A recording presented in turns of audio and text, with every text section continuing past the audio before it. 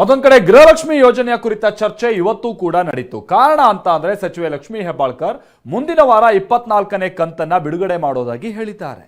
ಆದರೆ ವಿರೋಧ ಪಕ್ಷಗಳ ನಾಯಕರು ಫೆಬ್ರವರಿ ಹಾಗೆ ಮಾರ್ಚ್ ತಿಂಗಳ ಹಣ ಎಲ್ಲಿ ಅನ್ನೋ ಪ್ರಶ್ನೆಯನ್ನ ಮುಂದುವರಿಸಿದ್ದಾರೆ.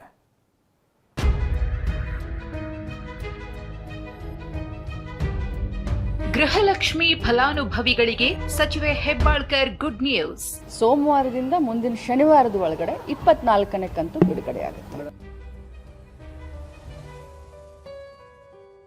ನಾಳೆಯಿಂದ 24ನೇ ಕಂತಿನ ಗೃಹಲಕ್ಷ್ಮಿ ಹಣ ಬಿಡುಗಡೆ. ಅಲ್ಲಿ ಮೊದಲು ಸುಳ್ಳು ಹೇಳಿದ್ರು, 5,000 ಕೋಟಿ ರೂಪಾಯಿ ಏನಾಗಿದೆ ಅಂತ ಹೇಳಿಲ್ಲ. 5,000 ಕೋಟಿ ಸಣ್ಣ ಅಮೌಂಟ್ ಅಲ್ಲ. ಒಬ್ಬ ಮಹಿಳೆ ಅಂತ ಹೇಳಿ ಈ ಮಟ್ಟಕ್ಕೆ ತಾವೆಲ್ಲ ಮಾಡ್ತಾ ಇದ್ದೀರಲ್ಲ. ಜನರಿಗೆ ಕೊಟ್ಟ ಮಾತನ್ನ ಉಳಿಸ್ಕೊಳ್ಳೋದಕ್ಕೆ ಕೈಲಾಗದೆ ಮೋಸ ಮಾಡ್ತಾರೆ. ಮಹಿಳಾ ಕಾರ್ಡ್ ಪ್ಲೇ ಮಾಡ್ತಾರೆ ಅಂತಂದ್ರೆ ಮಹಿಳೆಯರೇ ಅವ್ರಿಗೆ ಬುದ್ಧಿ ಕಲಿಸ್ತಾರೆ. ಗೃಹಲಕ್ಷ್ಮಿಯರ ಕೂಗು. ವಿಪಕ್ಷ ಬಿಜೆಪಿ ಜೆಡಿಎಸ್ ಹೋರಾಟಕ್ಕೆ ಸರ್ಕಾರ ಮಣಿದಿದೆ. ಗೃಹಲಕ್ಷ್ಮಿ ಯೋಜನೆ 24ನೇ ಕಂತಿನ ಹಣ ಬಿಡುಗಡೆಗೆ ಸರ್ಕಾರ ಮುಂದಾಗಿದೆ. ಇದು ಸಹಜವಾಗಿಯೇ ಫಲಾನುಭವಿಗಳ ಮುಖದಲ್ಲಿ ಮಂದಹಾಸ ಮೂಡಿಸುತ್ತಿದೆ. ಪಂಚ ಗ್ಯಾರಂಟಿಗಳಲ್ಲಿ ಒಂದಾದ ಗೃಹಲಕ್ಷ್ಮಿ ಯೋಜನೆಗೆ ಗ್ರಹಣ ಹಿಡಿದಿತ್ತು. ಚಳಿಗಾಲ ಅಧಿವೇಶನದಲ್ಲಿ ಫೆಬ್ರವರಿ ಮಾರ್ಚ್ ತಿಂಗಳ ಹಣ ಬಿಟ್ಟು ಬೇರೆ ತಿಂಗಳಿನ ಹಣ ಹಾಕಿದ್ದಾರೆ ಅಂತ ಬಿಜೆಪಿ ಹೋರಾಟ ನಡೆಸಿತ್ತು. 5,000 ಕೋಟಿ ಎಲ್ಲಿ ಹೋಯ್ತು ಅಂತ ಬಿಜೆಪಿ ಪ್ರಶ್ನಿಸಿತ್ತು. ಫೆಬ್ರವರಿ ಮಾರ್ಚ್ ಕಂತು ಬಿಡುಗಡೆಯಾಗದಿರುವುದನ್ನ ಟಿವಿ9 ರಿಯಾಲಿಟಿ ಚೆಕ್ ಮೂಲಕ ಬಯಲು ಮಾಡಿತ್ತು. ಖುದ್ದು ಸಚಿವೆ ಲಕ್ಷ್ಮೀ ಹೆಬ್ಬಾಳ್ಕರ್ ಸದನದಲ್ಲೇ ಫೆಬ್ರವರಿ ಮಾರ್ಚ್ ತಿಂಗಳ ಹಣ ಹಾಕಿಲ್ಲ ಎಂದು ಒಪ್ಪಿಕೊಂಡಿದ್ರು. 2 ತಿಂಗಳದ ಹೆಚ್ಚು ಕಡಿಮೆ ಆಗಿದೆ ಅನ್ನೋದು ಗೊತ್ತಾಯ್ತು. ಅದನ್ನ ಮುಂದಿನ ದಿನದಲ್ಲಿ ನಾನು ಸರಿ ಮಾಡ್ತೀನಿ. ಇದರಿಂದ ಸರ್ಕಾರಕ್ಕೆ ಬಿಸಿ ಮುಟ್ಟಿದೆ. ಬರೋ ಶನಿವಾರದ ಒಳಗೆ 24ನೇ ಕಂತಿನ ದುಡ್ಡು ಫಲಾನುಭವಿಗಳ ಖಾತೆಗೆ ಸೇರಲಿದೆ. ಈಗಾಗಲೇ 24ನೇ ಕಂತು, ನಾನು ಯಾವಾಗಿದ್ರೂ ಹೇಳ್ತೀನಿ ಕಂತು ಕಂತು ಅಂತ ಹೇಳ್ತೀನಿ, ತಿಂಗಳ ಹೆಸರನ್ನ ಜಾಸ್ತಿ ಹೇಳೋದಿಲ್ಲ. ಸೊ 24ನೇ ಕಂತನ್ನು ಈಗಾಗಲೇ ಫೈನಾನ್ಸ್ ಡಿಪಾರ್ಟ್ಮೆಂಟ್ ಅವರು ನಮಗೆ ಕೊಟ್ಟಿದ್ದಾರೆ. ಸೋಮವಾರದಿಂದ ಮುಂದಿನ ಶನಿವಾರದ ಒಳಗಡೆ 24ನೇ ಕಂತು ಬಿಡುಗಡೆಯಾಗುತ್ತೆ. ಈಗಾಗಲೇ ಇಲಾಖೆ ನಮ್ಮ CS ಅವರ ಒಂದು ಅಧ್ಯಕ್ಷತೆಯಲ್ಲಿ ಇಲಾಖೆ ಈಗಾಗಲೇ ಮೀಟಿಂಗನ್ನು 2 ಬಾರಿ ಮಾಡಿದೆ. ಸ್ವಲ್ಪ ಜನ ಅಂದರೆ ತೀರ್ಕೊಂಡವ್ರ ಮೇಲೆ ಅಂಥವ್ರಿಗೂ ಕೂಡ ಗೃಹಲಕ್ಷ್ಮಿ, ಯಾಕಂತಂದರೆ ಅದು ನಮಗೆ ಗೊತ್ತಾಗೋದಲ್ಲ ಇಮಿಡಿಯೇಟಾಗಿ. ಆದರೆ ಈಗ ಒಂದು ಸಾಫ್ಟ್ವೇರ್ ಇದೆ, ಆ ಸಾಫ್ಟ್ವೇರನ್ನು ನಾವು ಅದಕ್ಕೆ ಅಳವಡಿಕೆ ಮಾಡಿದ್ದೀವಿ. ಅದರಿಂದ ಮರಣ ಪ್ರಮಾಣ ಪತ್ರ ಆಗಲಿ ಅಥವಾ ನಮ್ಮ ಅಂಗನವಾಡಿ ಟೀಚರ್ಗಳು ಐಡೆಂಟಿಫೈ ಮಾಡ್ತಾರೆ. ಸೊ ಹೀಗಾಗಿ ಅದನ್ನು ಈಗಾಗಲೇ ತಡೆದಿದ್ದೀವಿ.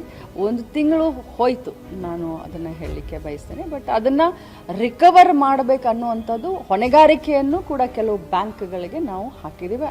CS ಅವರು ಈಗಾಗಲೇ ಅವರಿಗೆ ನೋಟಿಸನ್ನು ಕೊಟ್ಟಿದ್ದಾರೆ ಆ ಬ್ಯಾಂಕ್ಗಳಿಗೆ ಮತ್ತು ಲೆಟರನ್ನು ಕೂಡ ಬರೆದಿದ್ದಾರೆ.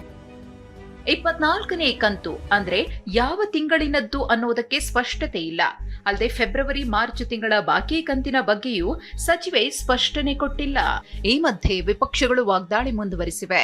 ಗೃಹಲಕ್ಷ್ಮಿಯರ 5,000 ಕೋಟಿ ಎಲ್ಲಿ ಹೋಯ್ತು ಅಂತ ಕೇಂದ್ರ ಸಚಿವ ಜೋಶಿ ಪ್ರಶ್ನಿಸಿದ್ರೆ 5,000 ಕೋಟಿ ಸಣ್ಣ ಅಮೌಂಟ್ ಅಂತ ಕೇಂದ್ರ ಮಂತ್ರಿ HDK ಕೇಳಿದ್ದಾರೆ.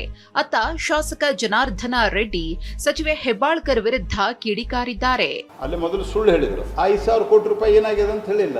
5,000 ಕೋಟಿ ನಾವು ತಿಂದೀವಂತೂ ಹೇಳಿಲ್ಲ, ನಾವು ತಿಂದಿಲ್ಲ ಅಂತೂ ಹೇಳಿಲ್ಲ, ಫೈನಾನ್ಸಿಂದ ಬಿಡುಗಡೆ ಆಗಿದೆ, ಯಾವುದಕ್ಕೂ ಸ್ಪಷ್ಟತೆ ಇಲ್ಲ. 5,000 ಕೋಟಿ ರೂಪಾಯಿದ ಬಗ್ಗೆ ಪ್ರಶ್ನೆ ಅದ ಅಂತ ತಿಳ್ಕೊಂಡು ನಿಮ್ಮ ಮೀಟಿಂಗಿನ ಹೇಳ್ಯಾರ. ಯಾಕಂದ್ರೆ ನನಗೆ ಸಂಪೂರ್ಣ ವಿವರ ಗೊತ್ತಿಲ್ಲ. ಆದರೆ ಮುಖ್ಯಮಂತ್ರಿಗಳು ಇಟ್ಟು ಬೇಜವಾಬ್ದಾರಿಯುತವಾಗಿ ವಿಧಾನಸಭೆಯಲ್ಲಿ ಸುಳ್ಳು ಹೇಳಿದವ್ರ ಮೇಲೆ ಕ್ರಮ ಏನು ಕೈಗೊಂಡ್ರು? ಮಹಿಳಾ ಮತ್ತು ಮಕ್ಕಳ ಕಲ್ಯಾಣ ಸಚಿವರು ಸದನಕ್ಕೆ ಮಾಹಿತಿಯನ್ನ ತಪ್ಪು ದಾರಿ ಕೊಟ್ಟು ಎದುರಾಡಿದರು. ಯಾರನ್ನಾದ್ರೂ ಬದುಕಾರನ್ನ ಇಲ್ಲಿವರೆಗೆ ಸಸ್ಪೆಂಡ್ ಮಾಡಿದ್ದೀರಾ? ಇಲ್ಲ ಆ ಅಮ್ಮನ ರಾಜೀನಾಮೆ ತಗೊಂಡ್ರ? 5,000 ಕೋಟಿ ಸಣ್ಣ ಅಮೌಂಟ್ ಅಲ್ಲ. ಗ್ಯಾರಂಟಿ ಸ್ಕೀಮ್ಗಳಲ್ಲಿ ವಿಶೇಷವಾಗಿ ಗೃಹಲಕ್ಷ್ಮಿನ ಕೊಡೋದಕ್ಕೆ ಅವ್ರ ಕೈಲಾಗದೇನೆ ಇವತ್ತು ಮಹಿಳಾ ಕಾರ್ಡ್ ಪ್ಲೇ ಮಾಡೋದಕ್ಕೆ ಹೋಗ್ತಾರೆ ಅಂತಂದ್ರೆ ಅಂದರೆ ಜನರಿಗೆ ಕೊಟ್ಟ ಮಾತನ್ನು ಉಳಿಸ್ಕೊಳ್ಳೋದಕ್ಕೆ ಕೈಲಾಗದೆ ಮೋಸ ಮಾಡ್ತಾರೆ. ಮಹಿಳಾ ಕಾರ್ಡ್ ಪ್ಲೇ ಮಾಡ್ತಾರೆ ಅಂತಂದ್ರೆ ಮಹಿಳೆಯರೇ ಅವ್ರಿಗೆ ಬುದ್ಧಿ ಕಲಿಸ್ತಾರೆ. ವಿಪಕ್ಷ ನಾಯಕರ ಮಾತುಗಳನ್ನ ಕೇಳ್ತಿದ್ರೆ ಗೃಹಲಕ್ಷ್ಮಿ ಗ್ಯಾರಂಟಿ ವಿರುದ್ಧದ ಹೋರಾಟ ಇಷ್ಟಕ್ಕೆ ನಿಲ್ಲುವಂತೆ ಕಾಣಿಸ್ತಿಲ್ಲ. ಸಚಿವೆ ಹೆಬ್ಬಾಳ್ಕರ್ ರಾಜೀನಾಮೆಗೆ ವಿಪಕ್ಷಗಳು ಆಗ್ರಹಿಸುತ್ತಿವೆ. ಆದರೆ ಸರ್ಕಾರ ಇದನ್ನ ಹೇಗೆ ಕೌಂಟರ್ ಮಾಡುತ್ತೋ ಕಾದು ನೋಡಬೇಕು. Bureau report, ಟಿವಿ9.